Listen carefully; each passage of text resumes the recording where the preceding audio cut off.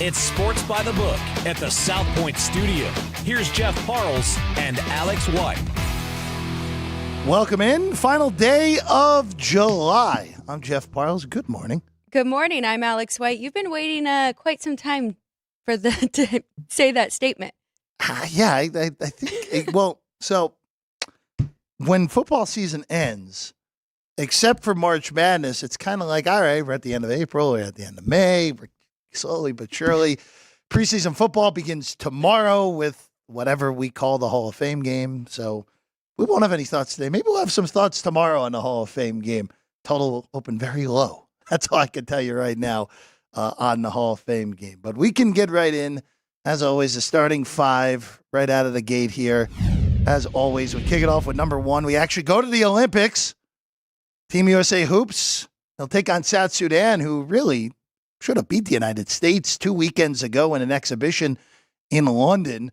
The line is moved from 32 at the opener at some shops to 29 across the board. So still, if you want to take South Sudan, you are getting a lot of points for a team that only lost to Team USA by 1 point 10 days ago. We'll talk about that a little bit more. Very interesting. Really high total, 191.5, because as we have seen with them, they do like to run up and down the court and can hang in there with Team USA. Number two, Nestor Cortez and the Pinstripes versus Christopher Sanchez and the Phillies. Really good game yesterday. Yankees win 7-6 in 12 innings. Phillies today minus 112, total 9.5. Phillies trying to avoid the series sweep. They've lost 5 straight series now to Philadelphia Phillies. So cooling off here at the end of July. Number three, the Mets go for a 3-game sweep of the Minnesota Twins this afternoon. Pablo Lopez, Elise Severino, your pitching matchup. Twins actually favored in this game. The Twins outscored in these 2 games so far 17-2. Not a good start to this series in New York. Twins, by the way, have only won in their last 11 games in New York, have only won once between in Queens and in the Bronx. Number 4, Clayton Kershaw and the Dodgers going up against Dylan Cease and the Padres. Cease coming off of his no-hitter. Padres minus 131, total 7. Juice to the under, minus 120. Padres in a 5-0 hole yesterday, come out of it, win in extras against the Dodgers. As good of a win as you could have asked for pretty much across baseball all season long on the final day before the trade deadline. And then number 5, getting you ready for the show. Our good friend Danny Burke joins us in about 20 minutes from now. And also, we preview the New England Patriots, the second lowest win total in the NFL, and also the lowest win total in the AFC. Times have changed there in Foxborough. We'll break down the Pats at about 9:40, 9:45 this morning here on the show. And that's your starting 5 right here on Sports by the Book here at the South Point Studio. Alex, because we brought it up in the starting 5, I just want to touch on this quickly because you brought it up as well. That total in Team USA basketball today. Look, we've seen through these I don't even want to call them prelim, these exhibition games leading into the Olympics and the first game against Serbia. Team USA is they're playing fast. They're not playing a ton of defense, but they are playing at a breakneck pace in order to try to basically tire out their opponents. It's worked at times. It worked against Serbia. Now, granted, when Jokic was on the court, the game was even. When Jokic was off the court, USA was plus 26 against the Serbians, who are taking it to Puerto Rico right now there in Lille. But 192 feels a little steep with a rematch here. Now, I know the Serbian game is technically a rematch. USA had played them in Dubai, or actually I should say Abu Dhabi, in the run-up to the Olympics. The question I have, even more so than the total, is how many points is still too many points with South Sudan, with laying with the USA? Still think it is that at 29. Just wonder how much of that game we saw 10 days ago impacts Team USA's actual focus, where I don't think the focus was totally there to first go around against South Sudan. So a lot right there that you just said, starting with the spread. I mean, of course, we see the books adjust, right? And you always have to be careful not to make an over adjustment here. First game was in the 40s. I want to say 43-point favorites. It ranged from 40.5 to 43. Okay. Yeah. Maybe I was a little high. But so now we're seeing it opened up about 32. I think that was probably the right adjustment here. Bettors liking the points, and I don't blame them. I mean, USA doesn't really care how many they win by, right? They just want to win and advance. Of course, like you said, focus is going to be there. That will be in the back of their mind. They don't want to let it get close at the end. But that does bring us to the total, and you bringing that up, I would imagine this is going to be a little bit tighter, even though they'll play the first half, but at the end of the game, and we've seen Kevin Durant come back, looks very good. You can see that they are focusing more. More of their defensive guys are playing more minutes, right? So maybe this is a good spot that we could jump in on the under here. And really that first exhibition game, I mean, all the shots were falling. So that I like the under, I think. 192 is the highest by a wide margin in the Olympic Games. If you take out the 2 American games, most of these totals are landing in the mid 170s, and that's on the high end in some of these games. All the games tomorrow are in the 160s, so just showing paying a premium on the total with the way Team USA's offense is efficient and also the fact of how quick they play as well. It would only be a lean to taking points. It would only be a lean to the under for me, but tread carefully on that total. Tread carefully because, again, Team USA games are averaging already an extra 7 possessions in comparison to everything else. And that number may go up. Wouldn't shock me yet again if it goes up yet again today. Is that game at noon Pacific? Noon Pacific, yes. Yes, noon Pacific. We'll have that on during Punchlines today. Yes, you will. I wonder if Frank will be able to focus on 2 things at once here today on Punchlines over at noon. We'll of course check in with Ryan McCormick later in the show, and Alex will be there as she always is on Wednesday on Punchlines.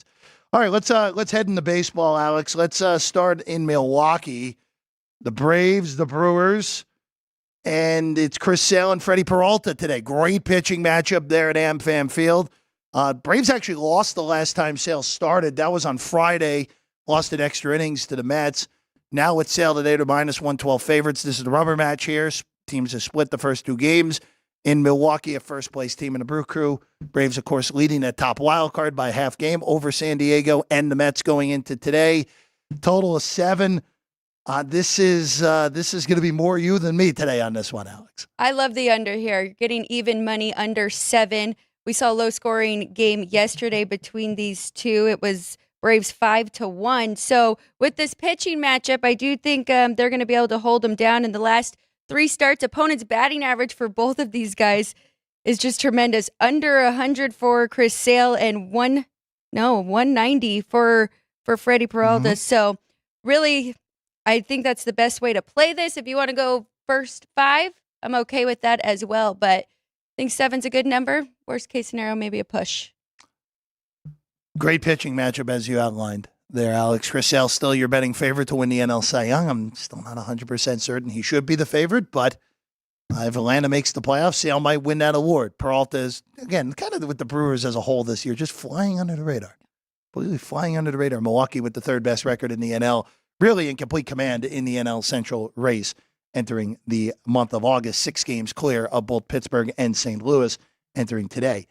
I don't have any plays on Arizona and Washington, but I do want to bring it up real quick because Patrick Corbin yesterday, poor Patrick Corbin, just let out the pasture at this point yesterday. 3 innings, 13 hits. He didn't walk anyone. 11 runs, 10 of them earned in a 17-0 loss yesterday for the Washington Nationals, who are going the wrong way. It's actually one of the first times that I actually feel like there's a fair price on a Mackenzie Gore game for once, where the market isn't overplaying their hand with Gore.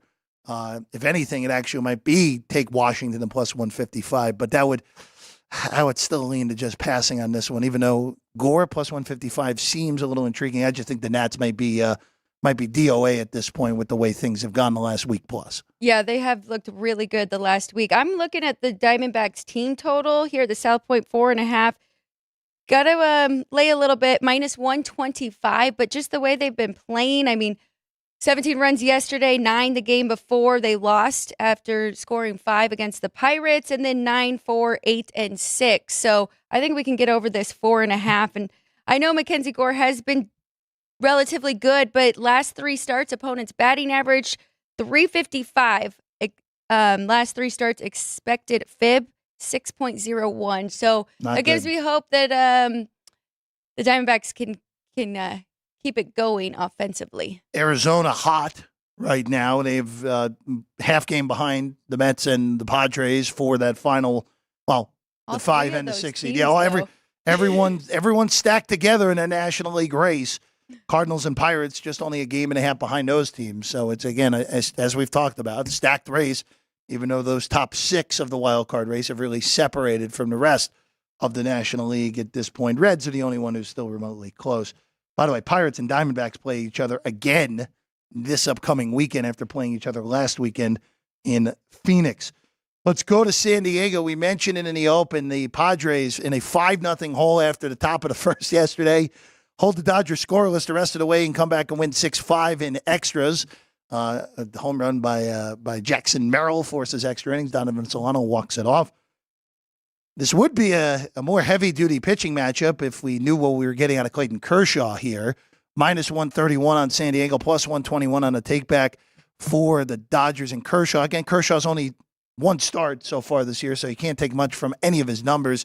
Cease is coming off a no-hitter thrown in Washington. And, Alex, that's always a little bit dicey in the following start for a pitcher after an historic outing like that. I agree. I think this would only be a play on that plus money with the Dodgers here. I mean, they have been hitting as well. So, and I think Clayton Kershaw, after his first start, be more comfortable. I mean, he didn't look bad at all.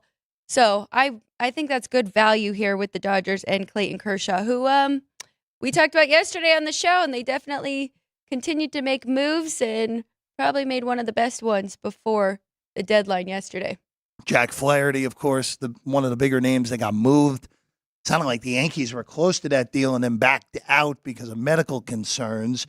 So the Dodgers end up being the one. Kind of the weird thing with the deadline was the Dodgers, Flaherty, who is, to me, a better pitcher than Kikuchi and has longer control, got a worse package than the Blue Jays did for Kikuchi. Right. I think the Astros definitely overpaid in order to get Yusei Kikuchi. But again, it's prospects. We don't know. We don't know.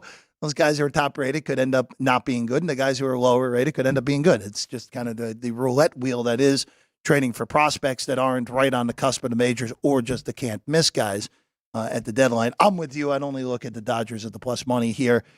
Padres quietly 5.5 behind the Dodgers in the NL West. So that race tightening ever so slowly but surely there for the Padres. Oh, and they did a lot too. Got a lot of help for Padres very active for their bullpen, and they probably have the best bullpen in the National League now after Jason Adam, a big piece coming over from Tampa, who's been the Rays' best reliever, along with a few other pieces as well. They gave up a bunch of prospects at the deadline. San Diego did. Let's go to a game that's actually starting in 20 minutes. Toronto and Baltimore. I'll just ask you here because this price feels a little bit outrageous on Grayson Rodriguez and the O's at minus 230. You can actually get up to plus 208 in one shop right now on the Jays, plus 195 with Paolo Espino going for Toronto, total of 9. Again, the Orioles, we've talked about it, Alex, kind of missing the window here to really put the hammer down on the Yankees. They haven't. The Yankees are starting to play better. Baltimore only a half game clear of New York entering today. Orioles did take game 3 yesterday, 6-2. I was like, wait, this is their 4th game. Okay. I do think that number is a little bit too high here on Grayson Rodriguez, but I don't know if I'm ready to back the Blue Jays. Said the same thing yesterday, and that was a good stay away for me. So another game that I'm not betting on. Would only be a play on the underdog.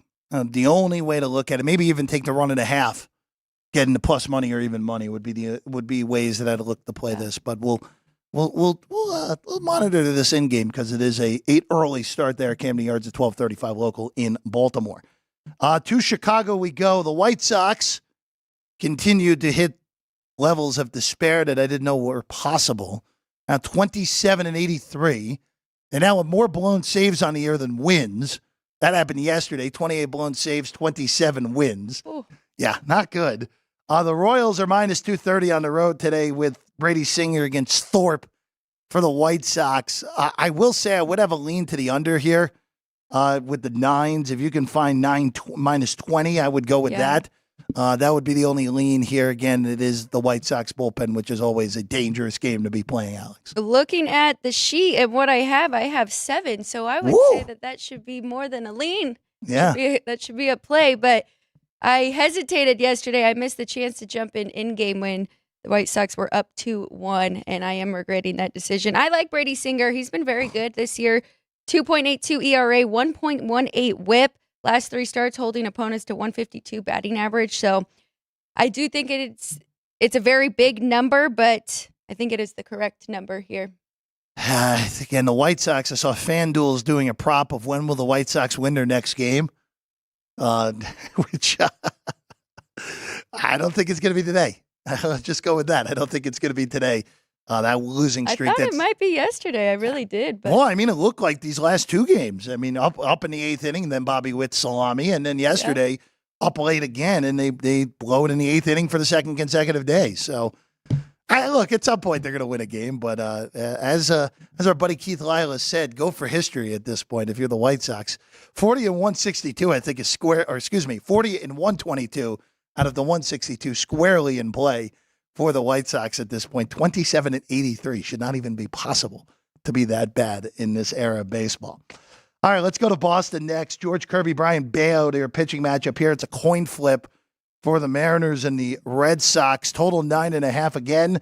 Kind of the same deal as yesterday, where on paper the pitchers don't really dictate high number on the total, but because of the weather conditions, hot weather in Boston yet again, high total. Yesterday's went zooming over, 16 total runs and a 10-6 win for Seattle. This would only be a look, by the way, to the Mariners. I wouldn't bother with the total. If anything, it'd be a lean to the under. You could see Bayo, even though with 10 wins, his numbers are really not good, just getting a ton of run support through the year. But this would be a lean to the flip on the side of the road, flipping team here with the Mariners at -105. Went with the Mariners yesterday. I'm going back with the Mariners today. This is for the series. Remember, the Red Sox won 14-7 game 1, Mariners 10-6 yesterday. I like George Kirby, 0.98 whip, last 3 opponents, batting average 208. So I think they can get it done here and win 2 of 3 in this series.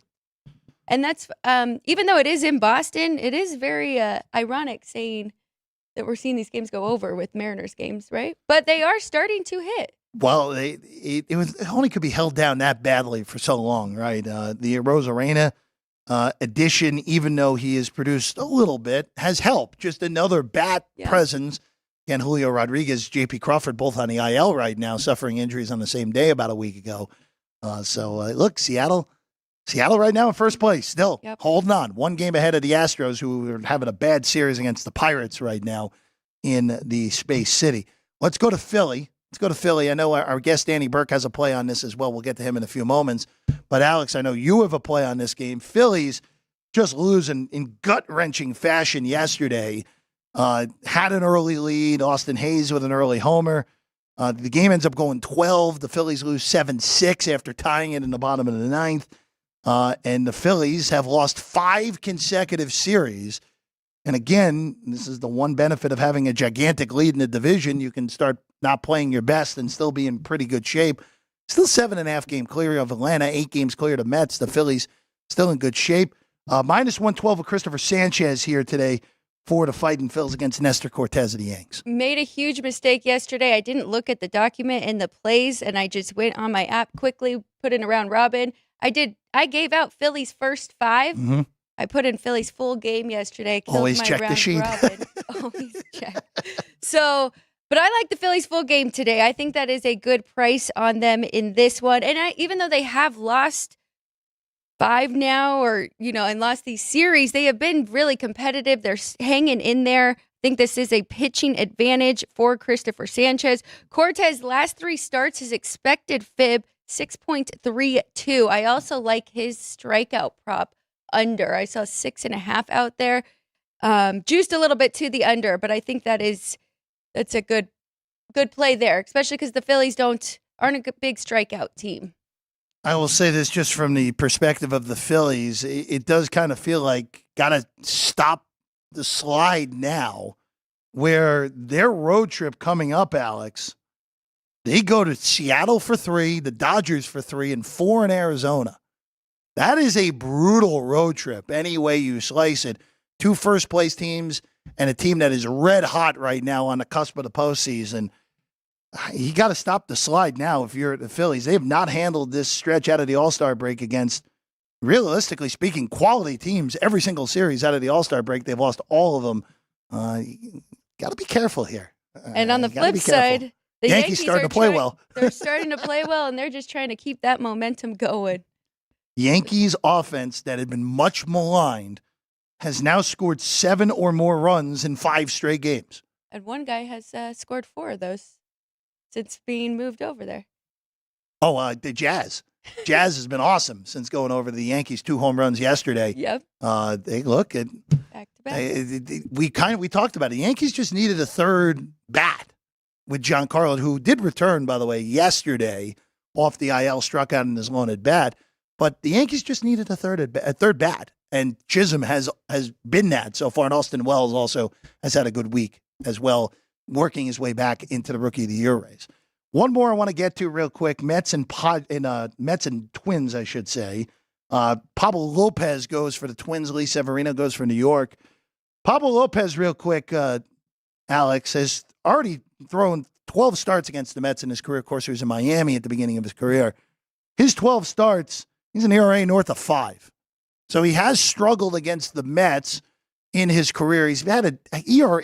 Lopez is one of those weird stat guys this year. His ERA is bad. His xFIP's reasonable. His WHIP is higher than usual for him. He's had an off year by his standards. This would only actually be a lean to the total over here. The Twins have only scored 2 runs in this series. I don't see that offense being held down yet again, even though Severino has pitched pretty well this year. And Lopez has had his struggles against the Mets. And the Mets offense, as we know, over the last 6 weeks, number 1 offense in Major League Baseball. So I would lean to the over 8 here. That would be the only lean in this game. Nothing for me in this one. I think that side is just right. Twins being a small favorite here. Tried to avoid the sweep, and that total sitting at 8 looks pretty good to me. But Mets and Twins. Again, Twins right now currently actually tied with the Royals for the second wild card in the American League. Mets sitting with the Padres, tied there for the second wild card in the NL. All right, let's take a quick break. When we get back, Danny Burke will join us. He has a nice quartet of plays here today on a Wednesday afternoon. That's next. Sports by the Book, South Point Studio. South Point offers all the types of entertainment you'd expect at a first-class Las Vegas resort. Did you know our 400-seat showroom is one of Las Vegas's top destinations for live entertainment? Enjoy live performances by classic Vegas entertainers, bands, and today's hottest comedians, plus a rockin' dance floor. You can also enjoy live entertainment at the Grand View Lounge, where you'll feel all the vibes of old Las Vegas. Enjoy the music, and if you love to laugh, don't miss The Dirty at 12:30, our very own free comedy show, every Friday night at 12:30 a.m. in the Grand View Lounge. The Dirty is 100% free, so arrive early.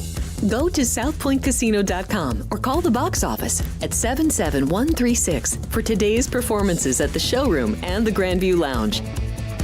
When you're ready for your favorite cocktail, stop in and unwind at one of our 7 specialty lounges. There's a bar around every corner, because you're in Vegas, baby. South Point Casino has plenty of attractions for the whole family. Catch a movie. Our 16-screen movie theater includes 2 XD Extreme screens for the ultimate in viewing, sound, and luxury. After the show, treat the family to a variety of treats at our old-fashioned ice cream parlor, Kate's Corner. We scoop up a variety of creamy concoctions, including smoothies, hand-dipped cones, milkshakes, malts, sodas, and sundaes. At Kate's, there's something for everyone. And if you've still got time to spare, our bowling center might be right up your alley. Voted Best of Las Vegas, it's a great place for friends and family fun. 64 lanes, a pro shop, snack bar, and arcade. And while the kids are bowling, you can play slots and sip on a drink in the Alley Cat Lounge while overlooking the lanes. For our more serious and professional bowlers, the South Point is also home to a separate tournament bowling plaza.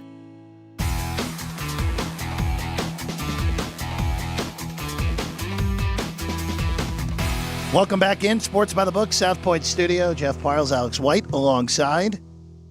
We're happy to be with you as always. And now joining us, Our good friend Danny Burke. Burke Speed is the podcast and the website, as usual, Wednesday spot. Danny, we finally got you back on a Wednesday. It's been like a month since we actually had you in your regular spot here on the show.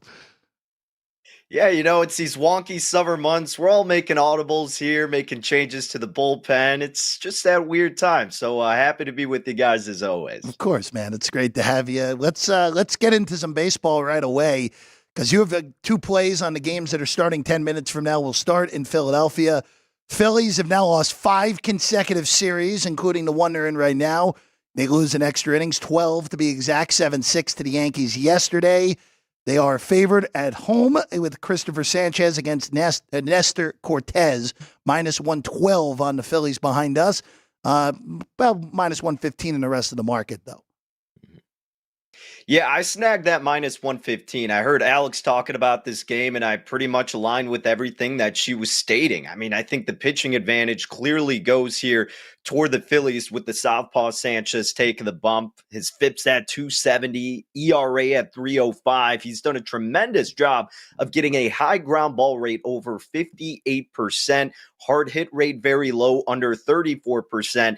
And the Yankees, as great as they've been as of late and really the entirety of the year, they haven't been as dominant against southpaws. This season, they have a 106 weighted runs created plus, just a 148 ISO, and then a 713 OPS against lefties.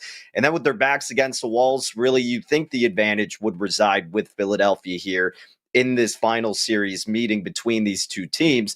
And then Cortez on the other side, and Alex, I know, threw this out there as well. I mean, his last 3 games, 15 earned runs. His xFIP has been over 580 in all 3 of those outings. Philadelphia has been tremendous against southpaws himself, 172 ISO, weighted runs created plus up to 119 on the year, and a 780 OPS. So I think the offense and the pitching certainly resides, advantageously speaking, with the home team. And again, facing that sweep, we typically like to try to target those type of squads. And I think at the cheapened price here, it's a good opportunity to do so with Philadelphia.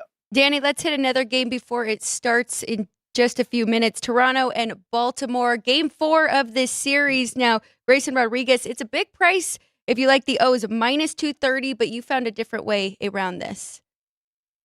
Yeah, I'm going with the run line here. Took a little stab with the run line yesterday in Baltimore and looking to do the same. And look, this team just keeps adding pieces and pieces offensively. I was hoping they'd get a little bit better to their pitching rotation in preparation for the postseason. Trevor Rogers, not really the big name that I think a lot of Baltimore Orioles backers, myself included, for the World Series futures were expecting. But their offense has been great, and they're adding more pieces there. And one of the better pitchers in their rotation is the guy taking the mound today in Grayson Rodriguez. He's got a 358 on his xFIP, 389 on his expected ERA.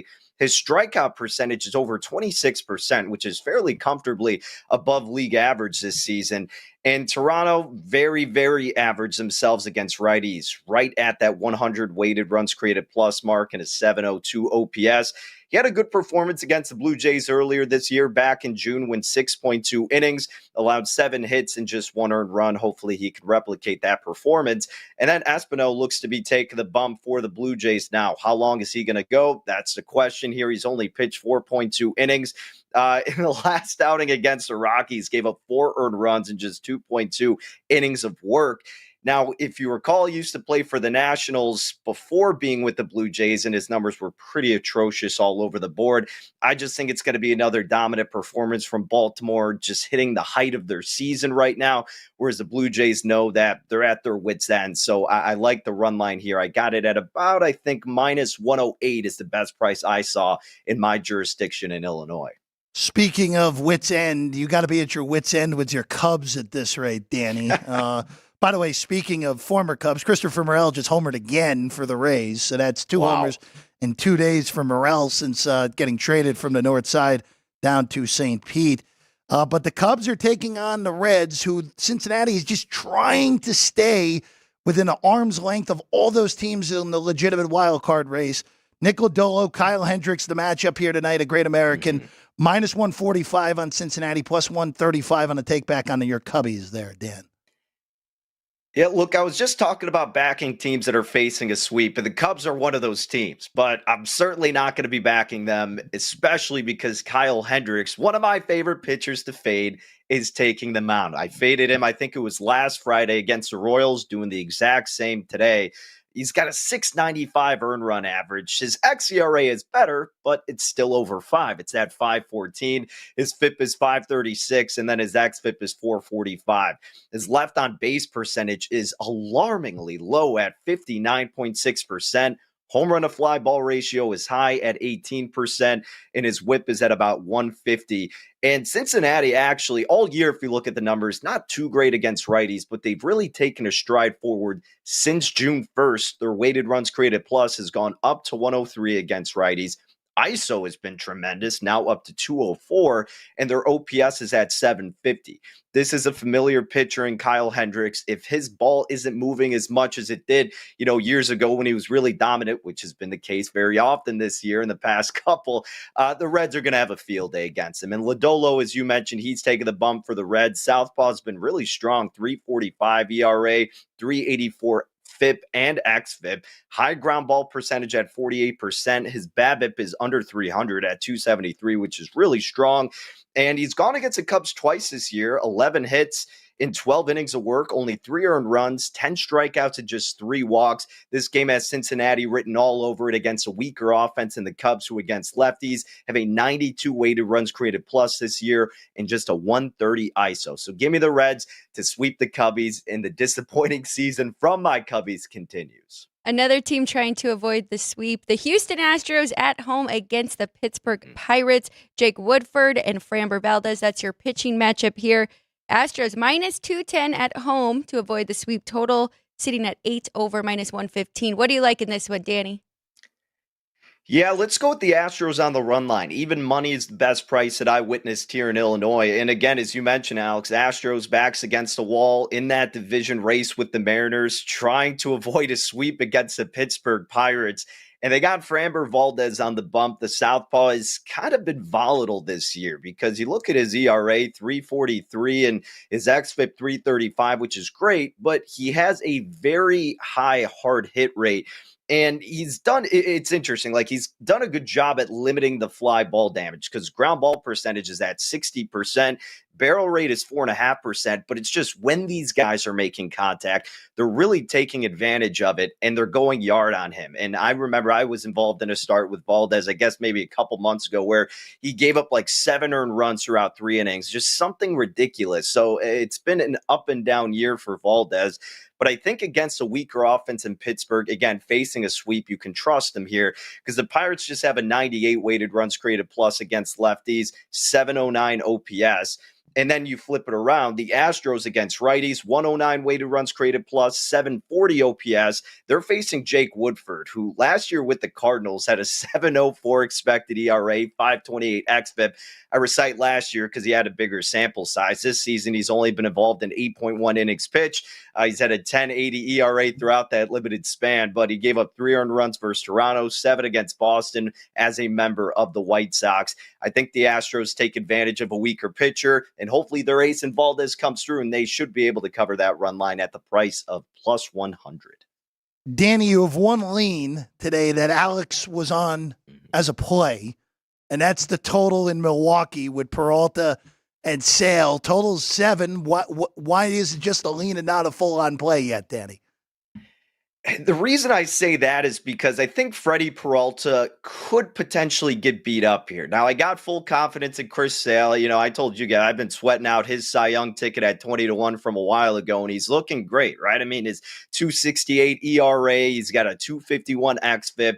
He's got over 32% strikeout percentage, which is just ridiculous. And his ground ball rate's at 49%. So again, there's nothing to really be concerned about with Sale, especially the Brewers offense getting a little bit more dwindled as the season progresses. But with Peralta, while I do like him as a pitcher, he's kind of like a Valdez in the sense that he can get beat up every other game, and it doesn't really surprise you. He's got a 3.76 expected ERA, 3.62 xFIP. So again, good numbers.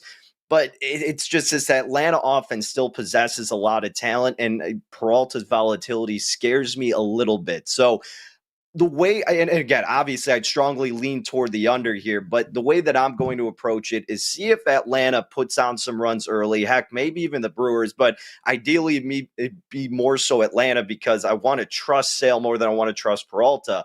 And if we get maybe 2-3 runs by the time it's the third or fourth inning, we're going to get a higher total in this game naturally. And then I'd look to bet the under if we get that adjusted enough and I feel comfortable doing so. So I'm just really going to approach it from an in-game perspective, but have no issue if anybody like Alex, again, because I have the strong lean, is going to take the under. That's a side I would ride with, if anything, pre-flop.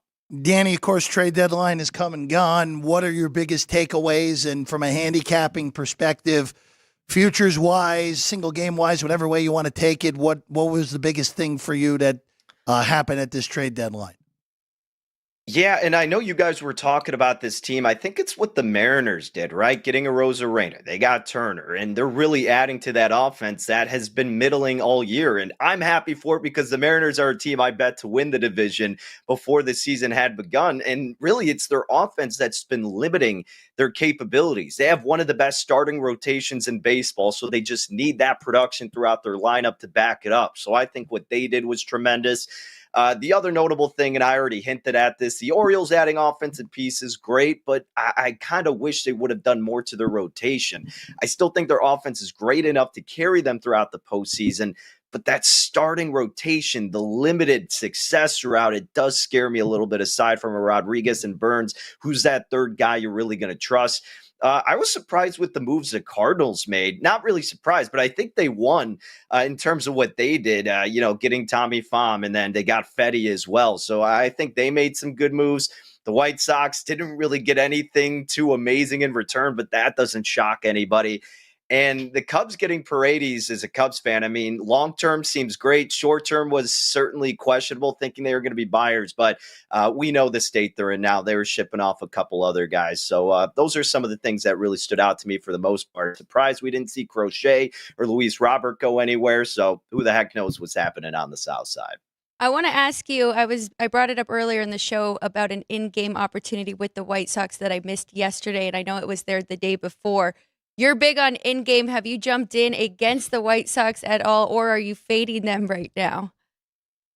Yes, I have, Alex. I did last night. I got them, or the Royals, a little bit over plus 200. And I think it was around the 7th or 8th inning, right before they got on their little rally. And it's truly remarkable. It's historic, honestly. And my friends and I have a group chat, and it's an automatic up. The White Sox are winning. Get ready to fade them. And it just comes through consistently. It is a cash cow. And it's just one of the greatest things in baseball and betting right now is fading this White Sox team. And the beauty of it is that even White Sox fans that I knew and grew up with, they're just, all you can do is laugh, right? I mean, it's just comical. And they're even looking to fade the White Sox. And I know in betting, you want to take emotion out of it, but I'm talking about more of my friends who are casual bettors and put emotion into it. Even they're finally like, all right, screw this team. Yeah, I'm going to fade them at any cost, any price I can, because it's just hitting at a consistent rate. So you never want to say to blindly bet something. But if there's anything close to that, it's fading this White Sox team from an in-game perspective. Danny, before we let you go today, I just want to bring up the Hall of Fame game is tomorrow. We already know that the Bears won't play their guys. The Texans won't either. 1.5 Houston favored. Total's already down to 31.5 from 33 at the opener. You don't have to force any bets, but this would just be the under or nothing, right?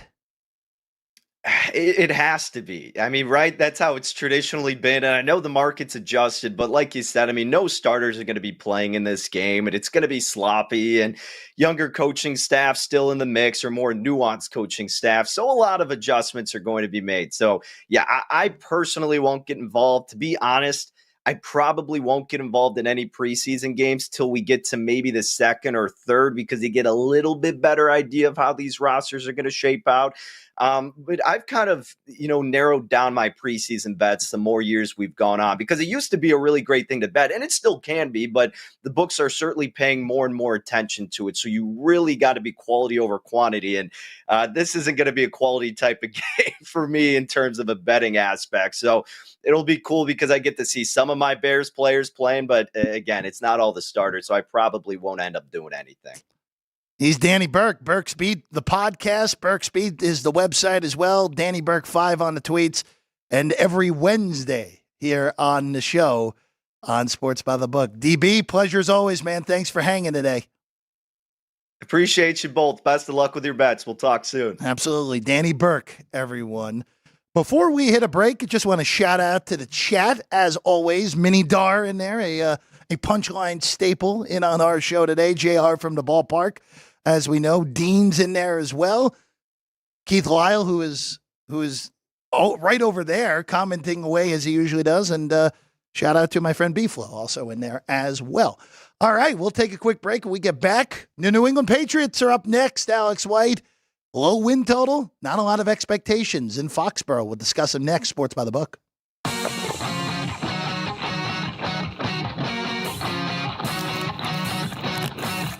Once you've satisfied your hunger, get ready for more of the hottest casino games in Vegas. Our 24-hour, 30-table non-smoking poker room proudly hosts all the most popular poker games with a variety of betting limits. Visit the poker room for a schedule of daily tournaments. Whether you're going to hold 'em or fold 'em, the best place for poker is at South Point Casino. You'll notice that our craps tables are usually the loudest in the casino. If you've never played, join one of our free craps lessons to find out what makes this game so exciting. Check with the craps dealer for schedules and give it a roll. Bingo is also an exciting way to spend your time. We offer 7 sessions of bingo every day. Bingo! And each session includes a cash ball jackpot, 12 bingo games, a progressive double action game, and a $10,000 bonus coverall. Electronic units are available. If you haven't played bingo with us, give it a try today. Guests can also get in on the action at our one-of-a-kind race and sports books. 2 separate rooms designed to maximize your experience and comfort. Our sports book, with over 400 seats, puts you right in the middle of the action, 24 hours a day. The friendly ticket writers are happy to help, and it's conveniently located next to the famous Del Mar Deli, where you'll find supersized portions of delicious deli items like roast beef, pastrami, and Reuben sandwiches, or soups, salads, and pizza. Plus spectacular desserts fit for a king. And right next door is the race book. Over 150 seats, each with its own TV screen. There are 16 interactive player terminals, so you can bet right from your seat.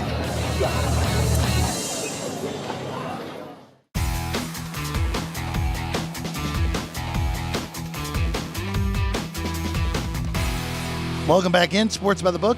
Jeff, Alex, as always, here for Sports by the Book. We're, of course, if you're new to the show, Tuesday through Saturday for us, 9 a.m. to 10 a.m. I do want to bring up one thing about the Hall of Fame game. Yeah, go for it. Before just blindly betting the under, Sure. the new kickoff rules will be. Yes, they will. So there should be more plays. I know that we'll still have backup versus backup, but could be So it's interesting. So Yeah. for what Alex is talking about, happy you brought this up because it'll be interesting to see how it impacts preseason, and then we'll see how it impacts the first few weeks of the NFL season. The NFL has new kickoff rules this year. They are going with what the XFL, or now the UFL, the last years have been doing, where the kicker is all on his own. The kicking team lines up 10 yards away from the blockers of the receiving team, and then 1 or 2 returners is all the way back in the landing zone, which is inside the 20-yard line. If there's a kickoff that goes through the end zone for a touchback, they get it at the 30. If it's a kickoff that lands inside the 20 but rolls into the end zone and it's a touchback, it goes to the 20. So it's a little more convoluted than it's been in the past. So I have no idea what type of impact it'll have at the NFL level. I really don't. I think that's, to me, it's a total wait and see. It could mean more play. If anything, it would mean more kickoffs being used. Right. That's the whole intent of putting this in the game, to have more kickoffs. Only 21% of kickoffs last year were even returned in the NFL, Alex. Right. So that is their whole intention. They want more plays and they want them to actually run the football from there. But we'll see. I mean, it is definitely a wait and see, especially in the preseason. 100%. So, but it's also tough just to blindly bet the under if we do get a little bit more. Yeah, I want to see how it plays out. at an NFL level, more so than anything. Let's go to the Patriots. Why not? The football on fire, if we have it or not, I don't know. But the New England Patriots, we do have the football on fire. The 31st team we've talked about here in the previews of Team 32, naturally, is the New York Jets tomorrow. Not intentionally that we did that.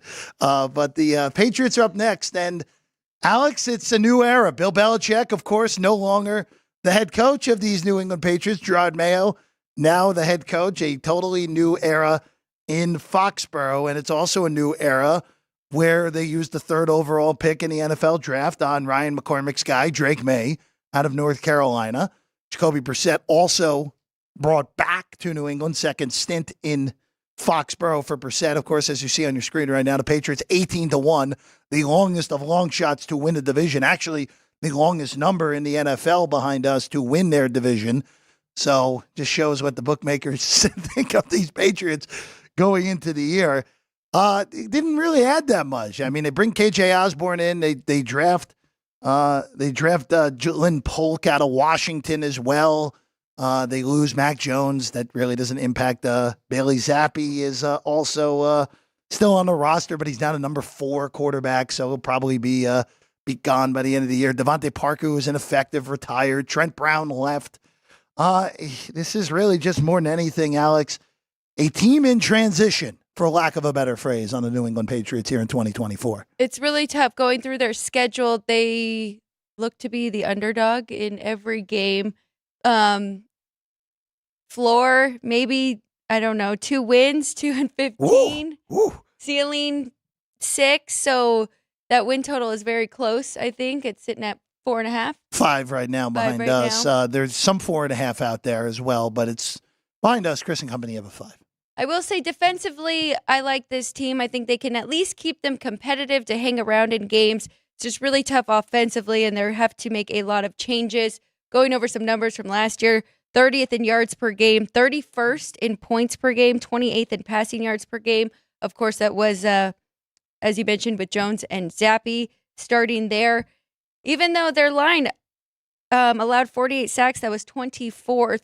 It is good, though. They will have some experience together. 4 of their starting O-line from last year are coming back, replace Trent Brown, so that they'll have 1 new guy there. But a lot of question marks offensively first. So power rated wise, just going off of numbers across the board here, I have Denver as the lowest power rated team in the AFC. New England is team number 15 in the AFC, Alex, for me. And the numbers out there by the bookmakers back that the Patriots have the lowest win total in the AFC, 5 behind us, 4.5 at some books. They have an offense that, if you look on paper, other than Ramondre Stevenson, they really don't have anyone that I would say is in the top 10 of their position group. And that's a very hard way to make a living in this league where you just lack offensive talent. And even though this defense, you mentioned, look, the defense was totally fine last year. They just weren't elite. And there's only so much they could do when they were on the field so much a year ago with beyond incompetent quarterback play from Zappi and Mac Jones. I am just so curious to see what this looks like with a new coaching staff. I just wonder if these guys were just tired of the Belichick act, especially when the winning stopped. Well, of course, after Brady leaves for Tampa, only 1 playoff appearance for New England in the 4 seasons that Brady was no longer a Patriot. 4 seasons since that, I should say. Brady, of course, was in Tampa for 3. I have no idea what to expect. Offensive coordinator-wise, Alex Van Pelt, we have seen him as a coordinator in this league in the past. He's also been a quarterback's coach. Probably a good guy to help develop Drake May. Just not for this season, though, Alex. Yeah, it is really tough. And you make a good point. I mean, you could see a very inspired, determined team here, starting fresh, starting new. It is tough. And looking at their offense, not a whole lot of guys. I mean, there is Jalen Polk, we'll see. They did draft him from Washington. He could be very good for this team. Hunter Henry has been a good tight end in this league, but really it's their defense that they've got to hang their hat on, and you mentioned it. They can only do so much when they're on the field for so long. But I will just throw out some numbers here because I think they return the most defensive starters of any team in the NFL, and they finished 15th in points allowed, 7th in yards per game allowed. and really good rush defense. They were number 1 in the league in yards per carry and 4th in yards per game. So hanging on to that defensively, and we'll see what we get offensively. Christian Gonzalez, who missed the majority of the year last year, is a rookie with an injury, returns as well. There are pieces on this defense. There's no arguing that. Matthew Judon might be one of the most, to me, is the most underrated player in the National Football League. Who also missed a lot of time because of injury a year ago. So yeah. Again, they had a lot of injuries also. And look, it's a new day in New England. And a lot of the reason, and again, I think 5 is actually exactly where they line up. I think they end up going 5-12. You do? That's where I had them. 5 wins out of that? You know what? Here's the kicker more so than anything. In division, they could very easily win one game. Now, schedule-wise, you mentioned this at the beginning. The schedule is brutal because, and this is the thing with the AFC East for the most part. The AFC East schedule draws were bad this year because even though the AFC South was their main division, the division they crossed with for the scheduling, for the division, where you finished in the division slot, was the AFC North for the road game. Hello, week 1. And this is why I like Cincinnati so much. Cincinnati draws New England right out of the gate. So instead of drawing for the Bengals, like drawing the Jets or the Dolphins, and finishing 2nd or 3rd, teams that I think are going to be in the playoff hunt, even though I think Miami is worse than the market says, Cincinnati's a 9-point favorite against New England week 1. So, yeah, hey, look, I like them week 2 against Seattle. I do like them in that game. They've obviously, until the last game of last season, have owned the Jets 16 straight wins before week 18 last year when the Jets finally got them in Foxborough. Arizona's a winnable game. They'll steal a few games. I think you're right. They're not going to be like historically bad. But there is a path where they go 2-15, 3-14. That path is there with the difficulty of the schedule. Yeah.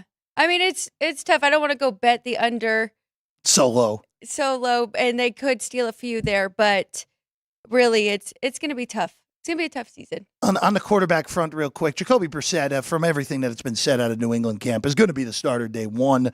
I always thought that Drake May is a little more of a project than some people are making it out to be. A lot of people do acknowledge that, though. For May, you look at that schedule, it's a late bye, week 14, super, super late bye. If New England gets out to, I don't know, you're not starting May unless if there's injury, probably until week 6 against Houston. But even then, I mean, getting the Jets twice in the first 8 weeks, not good for a young quarterback.